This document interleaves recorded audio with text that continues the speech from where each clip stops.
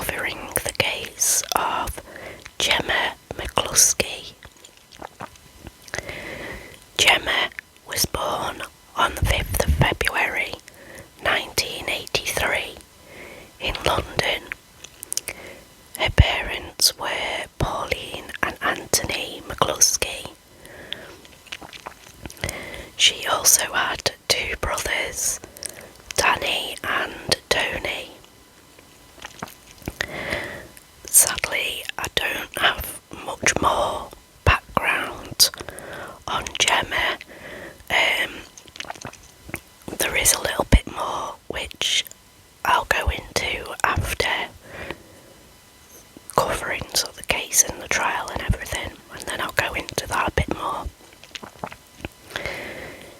In 1997, Gemma made her TV acting debut in a show called No Sweat, which was on CBBC.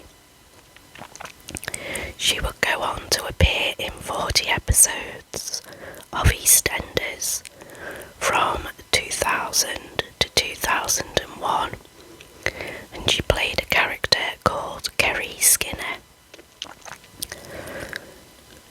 And then, for some reason, when she stopped playing Kerry when she left EastEnders, her TV acting career ended, but I don't really know why. It could possibly be because she did have to become a full-time carer for her mum. Her mum sadly had a brain tumour, and then so she was doing the full-time care for her mum, and she was also, at the time of her murder, she was also working as a barmaid, so she did both of those. At the time of her disappearance, Gemma lived in an East London flat with her brother Tony.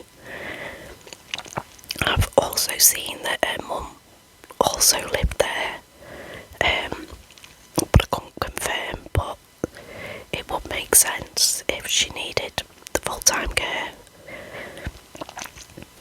So on the afternoon of the 1st of March 2012, she was seen at her home with Tony, and later at about 8 p.m. she was seen at a kebab shop. After that, there was seemingly no trace of Gemma, and a missing persons report was filed. Now at this time, Gemma's mum, Pauline, was in hospital. She'd had an operation for the brain tumour and had contracted MRSA after that, so she was in hospital receiving treatment for that. So on the 5th of March, Gemma's cousins organised a search party consisted of around 100 people, and it covered a fairly large area of London. All of her family and her friends, all of her loved ones, they were so desperate to find her or any clues or information as to her whereabouts. Sadly, on the 6th of March, so that's 5 days after she went missing, a torso was found in the Regent's Park Canal.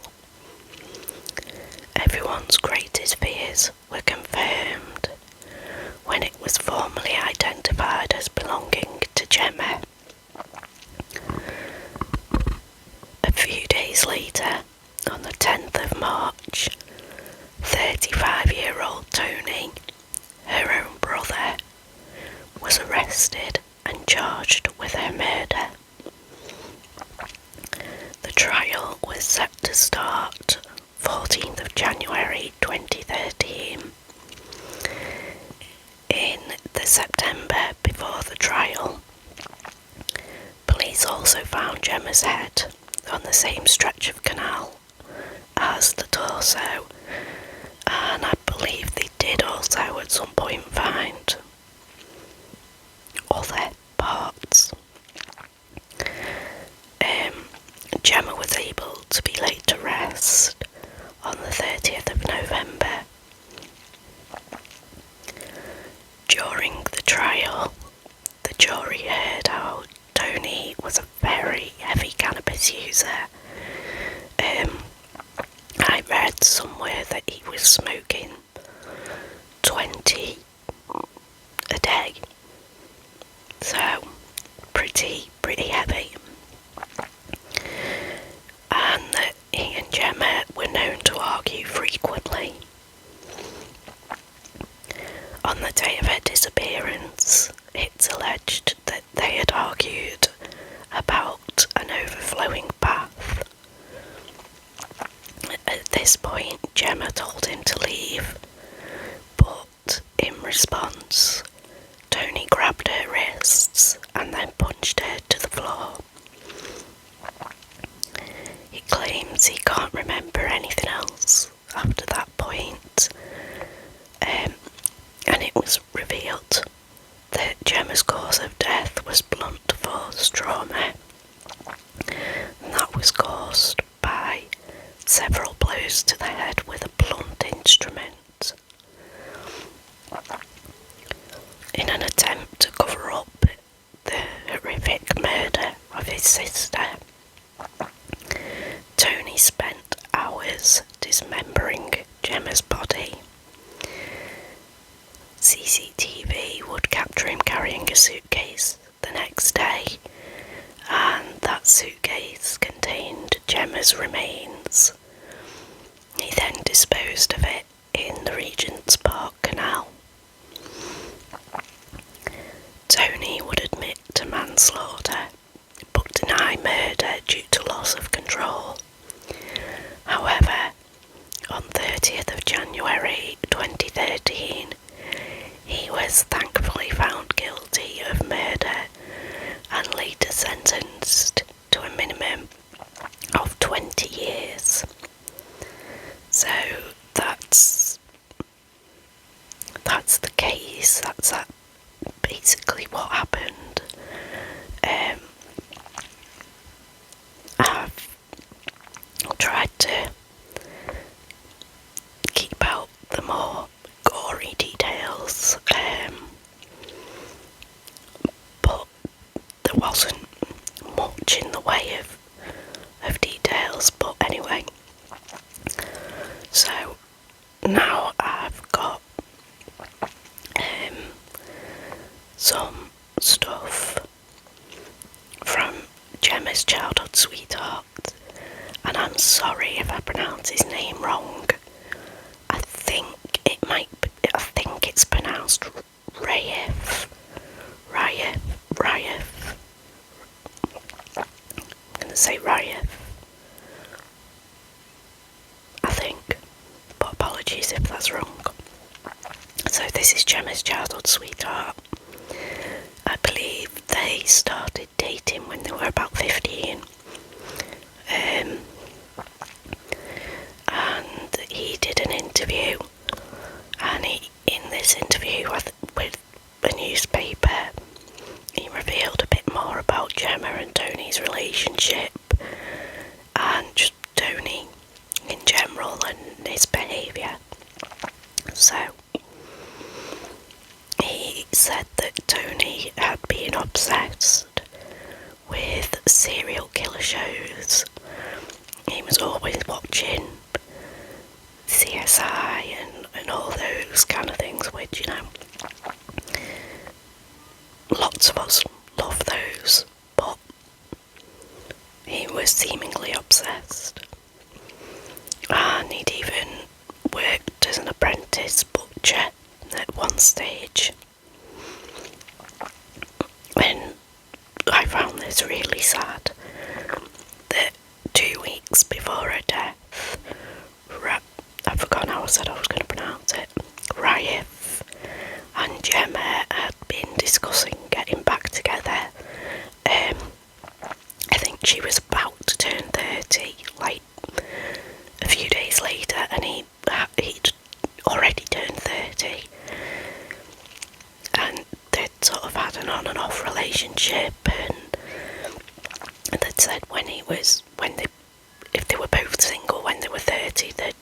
another go or something like that. So I've got a direct quote here from Raif. It's pretty long, but it is quite eye-opening. So this is from Raif in regards to Tony. He was a very cold person, a recluse who spent his time in his room and was very nasty to Gemma and their mum in the way he spoke to them. He wouldn't sit with the family having dinner, but instead would just go off to his room. He would watch all of the crime dramas, such as CSI and Dexter, and anything else to do with serial killers. I think he was jealous of Gemma. She was very popular and made her family proud. She kept telling him to stop smoking cannabis in the house, but he just swore back at her and told his mum he hated her. He went into his room once and he offered me some hashish. I don't even know what that is, so goody two shoes. That was me, not the quote, sorry. But I said no. He turned to me and said in a horrible way, "What are you doing with Gemma?" I just didn't know what to say to him. He had no respect for Gemma and his mum. He was so abusive to them, and in those early days I remember those cold eyes. Arguments would start when Tony did something like leaving his dirty work clothes lying around. I can see how the argument over flooding the bathroom on the day Gemma was killed would have gotten out of control. Raif also recalled an incident in 2011 where Gemma fled to his house terrified. She told him that Tony's behaviour was obsessive and he was treating her like his property. He was abusive to both Gemma and their mother, and he would do nothing to help around the house, nothing to help provide care for their seriously ill mum. Just obviously wasn't a very nice man. And on the day that he took his sister's life, he reportedly texted her saying "I love you," and he even gave false information to the police in order to try and throw them off. I mean, I don't know much about cannabis and smoking it and whatnot, apart from that, as with all mind-altering substances, it can change someone's behaviour.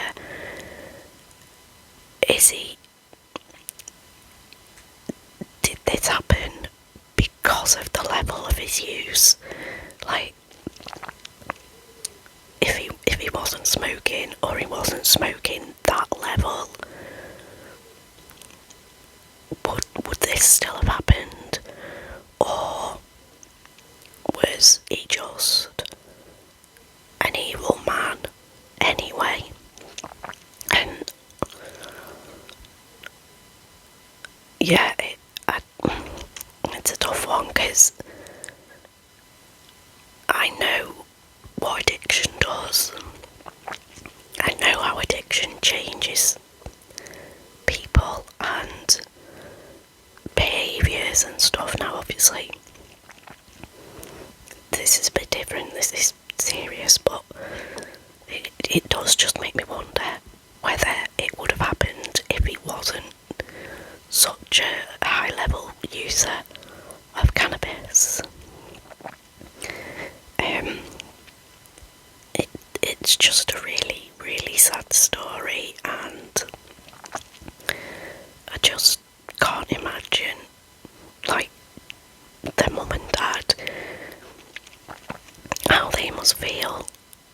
knowing that their daughter was murdered. But not only have they lost her, she was murdered by her brother, their son. So they've lost him as well. I read that initially the dad sort of tried to stand by his son, stand by Tony, and he later said that was just out of pure fear of losing both of them. But he has disowned Tony now, and there's no relationship, and you know, who can blame him? How on earth do you deal with that situation and make a decision on the relationship with your son? I just can't imagine, you know, in that level of high emotion and grief and your mind just not working. Oh, it must just be horrific. And so that was today's case.